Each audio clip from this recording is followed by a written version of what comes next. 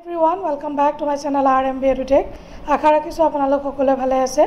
আৰু আজি এই ভিডিঅ'টোত আমি আলোচনা কৰিব লৈছোঁ অসম লোকসেৱা আয়োগ আসাম পাব্লিক সাৰ্ভিস কমিশনৰ এটা latest update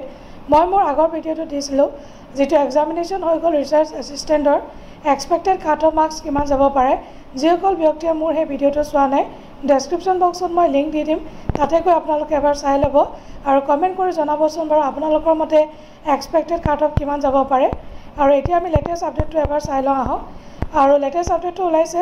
regarding list of candidates for the post of computer operator in the office of the Assam public service commission এয়া দেখিছে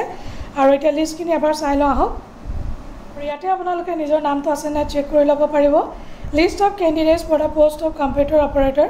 in the office of the Assam public service commission আৰু এইটোৱে আছিল সৰু এটা ইনফৰমেশ্যন যদি ভিডিঅ'টো ভাল লাগিছে নিশ্চয় এটা লাইক কৰি দিব